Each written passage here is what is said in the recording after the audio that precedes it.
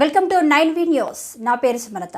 కనీస వేతనం పెంచమని అడిగినందుకు చేసిన అక్రమ అరెస్టులను ఖండించాలంటూ నశించాలి రాష్ట్ర ప్రభుత్వం మొండి వైఖరి, నశించాలి అంటూ నినాదాలు.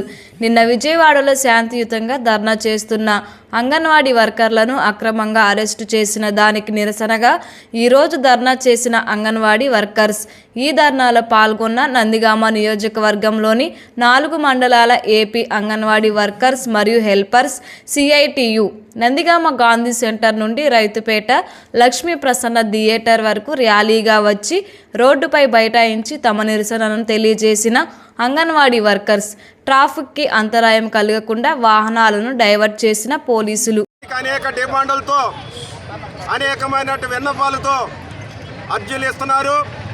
ప్రాజెక్ట్ అధికారులకి, ICDS అధికారులకి తమ సమస్యలను పరిష్కరించామని చెప్పి గత ప్రభుత్వంలో ఇచ్చినటువంటి హామీలను అమలు చేయమని చెప్పి కూడా అధికారులకు విన్నవిస్తూ వస్తున్నటువంటి సందర్భంలో ఈ ప్రభుత్వం నిమ్మక నీరెత్తినట్టున్నది. మేము అధికారంలోకి వస్తే అంగన్వాడీ సమస్యలను మొత్తం కూడా శాశ్వతంగా పరిష్కారం చేస్తాం. అంగన్వాడీ సెక్టార్ల అభివృద్ధి కోసం పనిచేస్తాం. అంగన్వాడీల పైన అదనపు భారం లేకుండా వాళ్ళు సక్రమంగా పిల్లలకి అక్కడ ఉన్నటువంటి వ్యవస్థను కాపాడే దానికోసం పనిచేసే దానికోసం కృషి చేస్తానని చెప్పి అధికారంలోకి వచ్చిన కూటమి ప్రభుత్వం ఈ రోజు మాట మార్చింది. నిన్న అర్ధరాత్రి పూట అంగన్వాడీలందరూ శాంతియుతంగా ఆందోళన చేస్తుంటే 30 గంటల నిరాహార దీక్ష చేస్తుంటే ఈ ప్రభుత్వం వచ్చి సమస్యలు పరిష్కరించాల్సింది పోయి నిర్దాక్షిణ్యంగా అంగన్వాడీ టెంటుల పైన పడి కార్యకర్తల్ని, నాయకులని చూడకుండా, మహిళలను చూడకుండా, పిల్లలను చూడకుండా పోలీసులు విచక్షణ రహితంగా అరెస్టు చేసినటువంటి పరిస్థితి కనపడుతుంది.